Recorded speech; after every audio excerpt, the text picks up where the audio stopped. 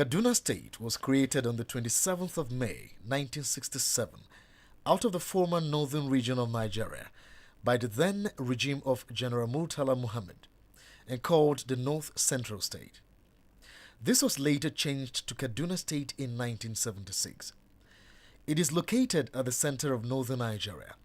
The state shares boundaries with Niger State to the west, Zamfara, Katsina and Kano to the north, Bauchi and Plateau to the east, and the Federal Capital Territory and Nasarawa State to the south.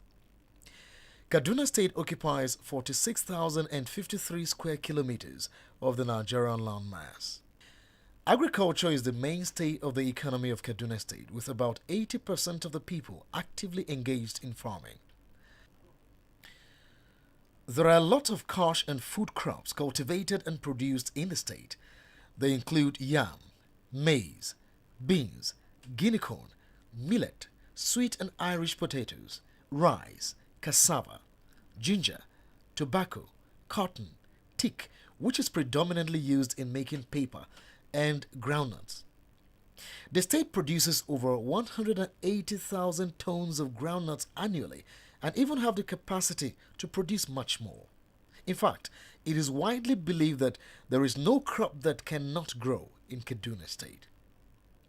As a matter of fact, if these crops are properly and commercially produced, the state can feed the nation. Over the years, this cosmopolitan industrialized state with over 100 commercial and manufacturing industries has seen these industries disappeared into oblivion. There is almost no commercial or manufacturing company in the state anymore. A variety of obstacles have been identified as causes of this catastrophe, ranging from unstable or lack of power supply and inaccessibility to funds by investors. But one major problem that has contributed in no small measure to this crisis is transportation. This hydral-headed monster is not peculiar to Kaduna State alone, but for a major agricultural producing state where these produce need to be moved from one place to another, this is a monumental calamity.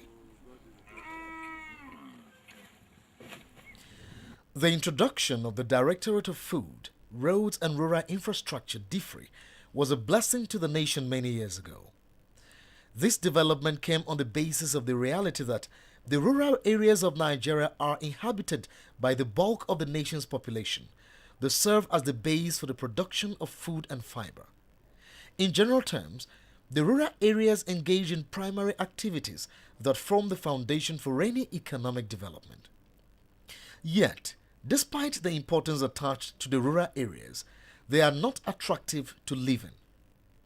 There is absence of infrastructure which improves the quality of life. Usually, there is absence of potable water, electricity, and good feeder roads. The rural people have low purchasing power and standard of living. Attempts at solving the rural problems have been the concern of the federal governments over the years, with the launching of programs like Operation Feed the Nation (OFN), the National Accelerated Food Production Program (NAFPP), and DIFRI. The contention of the policy makers is that rural infrastructure, if adequately provided, can enhance the quality of rural life. However, it is assumed that the rural people have benefited very little or nothing from most of these rural development programs. It is against this backdrop that the federal government of Nigeria, through the Ministry of Agriculture and Rural Development, with aids from the state governments, the World Bank, and other international development agencies, initiated the Rural Access and Mobility Project. Rural Access and Mobility Project is the implementation strategy of the National Rural Travel Transport Policy, NRTTP. This is a major rural transport intervention project aimed at ensuring all year-round accessibility and mobility in the rural areas, thereby contributing to the improvement of the quality of life of rural people and reducing the level of poverty. It is also meant to decrease and invariably upturn the rural-urban drift in Kaduna State and Nigeria in general. Presently, there are 6 states participating in rank at one state per geopolitical zone. Out of the 6 states, 2 have started implementation. They are Kaduna State, Cross River State. Then the remaining 4, they are at the preparatory stage. They are Adamawa State, Niger State, Enugu State, and Osun State. The Rural Assets and Mobility Project represents the Kaduna State government interest in resolving the challenges to do with accessibility in the rural areas. And government has seen that there is a need that these areas requires a lot of intervention.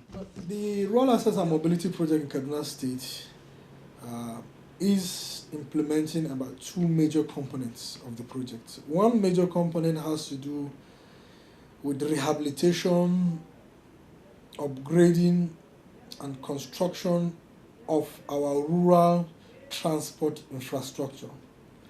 And the second component has to do with institutional strengthening and capacity building. On the rehabilitation of the rural infrastructure, the project is going to construct and rehabilitate 458 kilometers of rural roads spread across the whole state, majoring in about 8 local government areas. While the second aspect of it, which is the construction of small bridges, culverts, drifts, which are to link communities that ordinarily what they need is just a small bridge or a culvert to be able to take their produce to the market. Now, on this, we are constructing about 132 of them, and as of now, we are about 80% stage of completion of this project. And this project, of course, are touching the lives of people based on what we are seeing so far. The World Bank has identified Kaduna State to benefit in this laudable program based on the CAD-SEEDS document and the state measuring up to the National Rural Travel Transport Policy NRTTP requirements. Kaduna State did not just emerge to participate in this project just like that, but they must have passed through a kind of selection criteria. There was this benchmark exercise that was conducted by the National Planning Commission, and that benchmark was based on seats. So Kaduna State was one of the states that emerged. In fact, Kaduna State came first in that exercise, and based on that, coupled with the criteria developed by the government and the World Bank, then Kaduna State was selected as one of the states to participate in the RAP project. And we started preparing Kaduna State, and they benefited from, they became effective, and they are now implementing the project, and they are basically looking at 3 components: institutional reforms and capacity building, and then river crossing, and then the rehabilitation of the rural roads. So as of now, Kaduna State has committed what the bank and the state have provided for this project, because the bank provided $60 million, when the state provided $12 million to the counterpart, and making a total of $72 million. And so far, the disbursement is quite progressive. The commitment is very high, but because the project is still ongoing, we cannot say at this point categorically clear that this is the number of kilometers that have so far been rehabilitated. But we can talk of the OPRC, where we have about 100 and 32 river crossings. Almost 90% of the river crossings have been completed.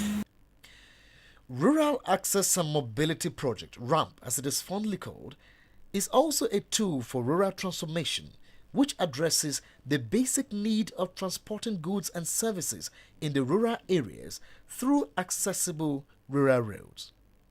Some of these access roads are either so bad or non-existent, and most of the people in these rural communities in Kaduna State have suffered so much from this untold hardship. Okay, I'm Uzochukwu Ginika. I work with Faith Alive Foundation and I'm a nurse. We have a house here. We're making plans to relocate from Kafanchan to Bakinkogi. And would have done that since last year, March, but because of the bad road. And we are considering how our patients will be able to move from Kafanchan to this place. And so we are waiting a little, but the terrible road is giving us a lot of concerns. And like the bike I climbed this morning, I had to pay 200 naira to this place. And going back is 200 naira. So if I have to see a patient that will have to come here and wait for me, I'll have to pay for the patients and for myself too. So it's very, very expensive. Not just for the organization, even myself. The stress of climbing the bike and this road. The bike that picked me just now almost threw me down. So because of the road, and it's not his fault. And sometimes it's really very, very hard for the patients, like when they are down. It's hard for them to move around. It will be easier for them to be transported from this place. I had a case of a patient that was in labor about 3 days ago. It was very, very hard to move that patient because she was having serious bleeding. To move her from this place to town. They have a lot of farm products that they sell. And people find it hard to come. The kind of cars that come here, they have just 2 buses that come to pick people from this place back to town. There are no taxis, and the bikes that come here will shake their head and tell you, no, we can't come because of the bad road. This road you have come through, bad as it is our main road. And as you would have noticed along the way, any stranger that comes here admires the agricultural potentials of the area. But we do not have good roads. The one you have followed, I don't have to tell you. We still thank His Excellency Governor Hamid Ali in 1997 when he made the road that you have seen already giving way, completely collapsing. That was the first attempt by government to make the road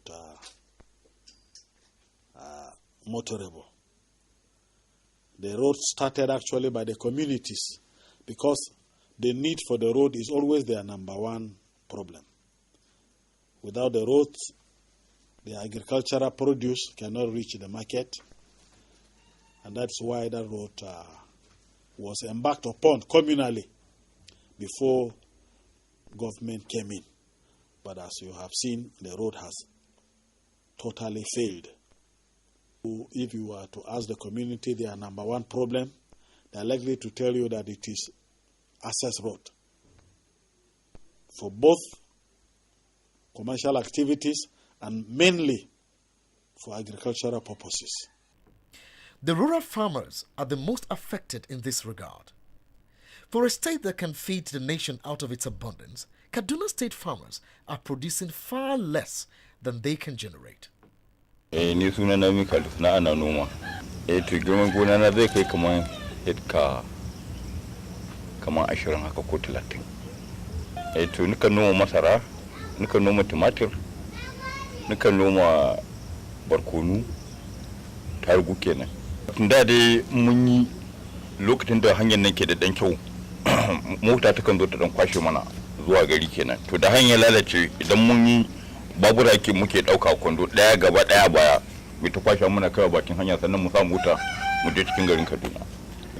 Wato muna shin wahala ba dan kankani ba. Muna shin wahala sosai ba dan kankani ba. Kwarai kuwa. Amma haka nan zamu dauka da mashin din mu bi ruwan haka nan mu wuce.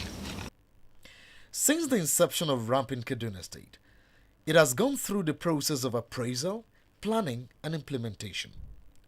Overall, about 33 of the following roads were scheduled for rehabilitation, upgrading, and construction, and most of them are now fully completed.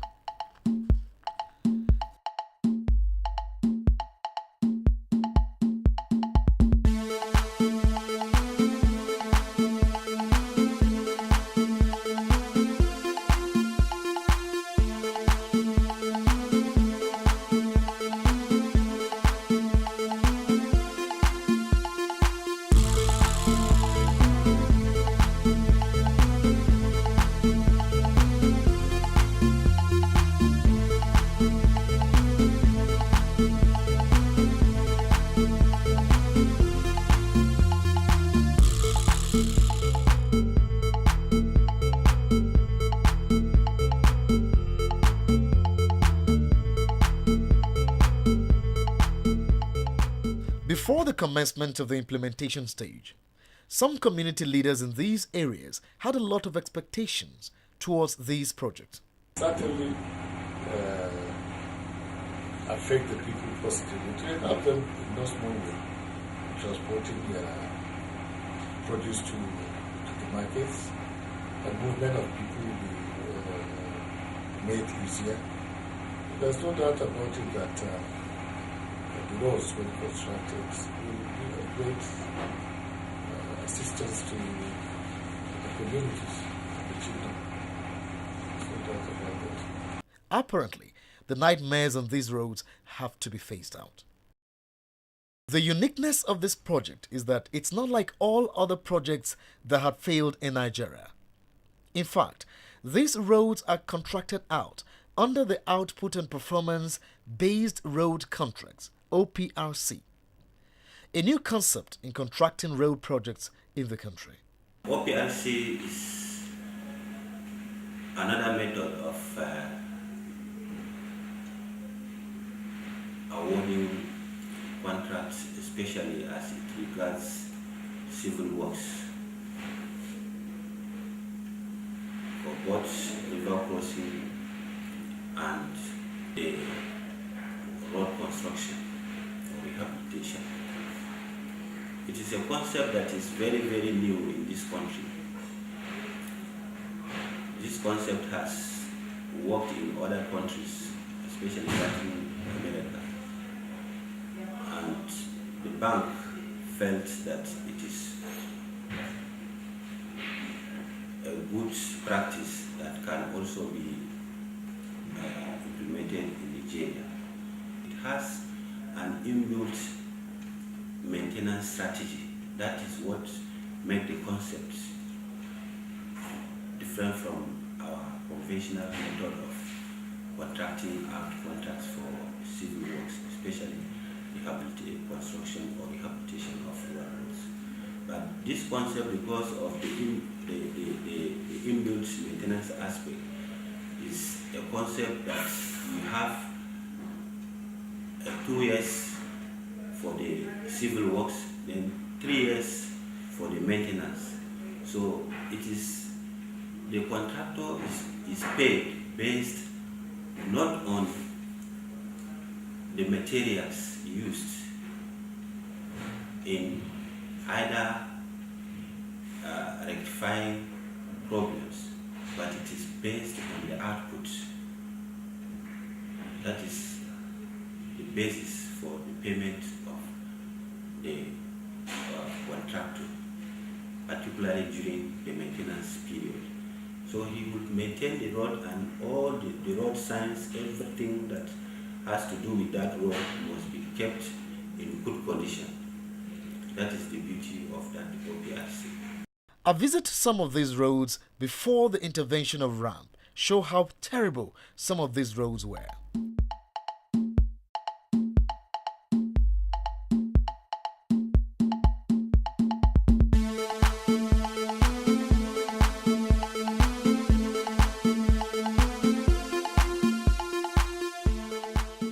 Some communities in the state have actually been cut off from civilization for more than 10 years. Some of these roads have been constructed during the colonial era and are now death traps to the people of the communities who venture to ply them. And there are others that exist as pathways used only by motorbikes, popularly called Okada or Achaba. On completion of the appraisal and planning phases, the implementation of the projects by the contractors commenced in earnest as they quickly moved to site to start work. The construction and rehabilitation of these roads are specifically designed to stand the test of time. The roads were specially planned and built with their own drainage system that are channeled into culverts and river crossings. This invariably increases the lifespan of the roads. However, this project, like every other in its range, came with its own challenges. There have been a lot of challenges. The first challenge is that when we brought the project Rural Access and Mobility Project to Kaduna State, people are wondering what was the project all about. And we did a lot of 2 years doing preparations to be able to have a successful implementation. And people kept wondering what are you doing all the paperwork, blah, blah, blah. And that caused an apathy in some people who were waiting for the project to start. Now that we have started the project, they are very happy about it. Those are one of the challenges we face. The other challenge is that when you are working in the rural areas, some communities may be 20 kilometers off the road, main route. And for the contractors to be able to transport their materials, to be able to get access to those sites is a major challenge for them. And when they reach there, sometimes the rains could be so heavy that the streams or the rivers we want to work on become inaccessible. So we have an idle construction period of about 3 months. In spite of these challenges, the Rural Access and Mobility Project have succeeded where others have failed.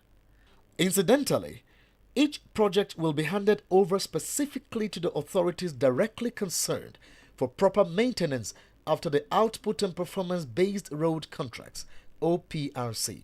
Presently, Kaduna State is carrying out a study on institutional reforms.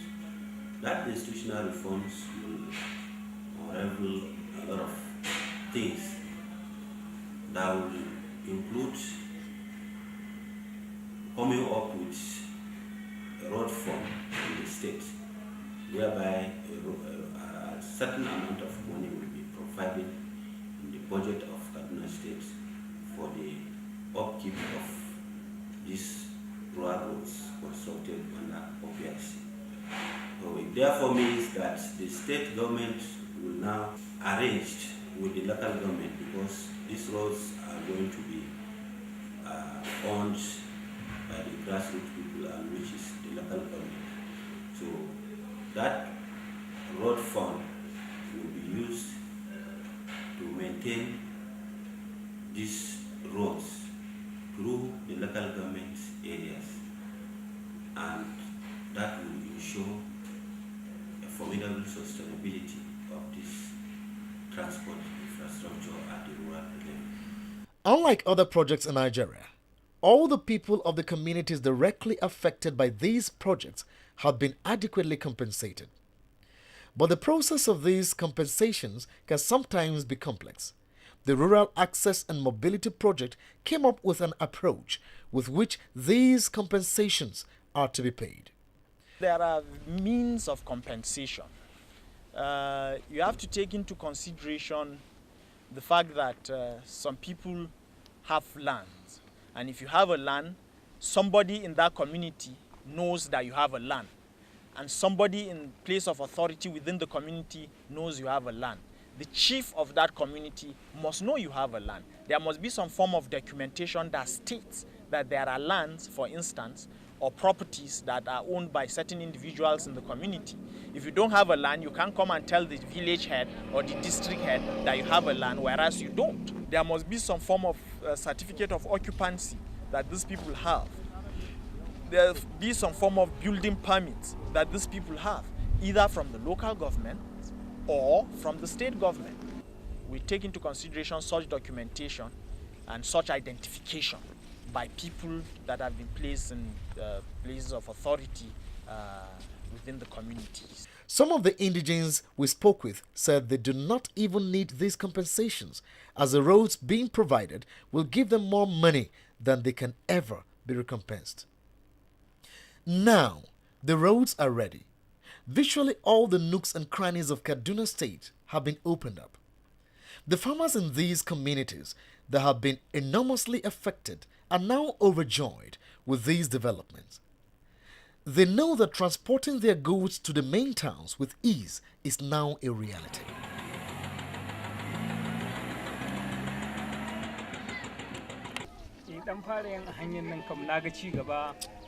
Na samu sauki saboda a kwana biyu yanzu a kwana ɗaya nikan zo kaga an samu ci gaba kafin nan ma daga bayan Allah ya sa an ƙara sashi saboda haka muna godiya Allah ya taimake mu Allah ya ƙara mu himma Allah ya sa jagora to ci gaba da ni kamar amfanin wani kuɗin shiga kamar na yanzu kan ba da kuɗi da kan karfe na saboda abin da ake biya na da yanzu zan ɗan sauƙaƙa saboda an samu ci gaba.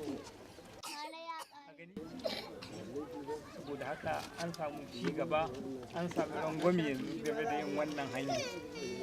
Mun kuma mun gode, Allah ƙara so da sauna, Allah ƙara Allah sanya alheri. Na gode. Thank you very much. Thank you very much.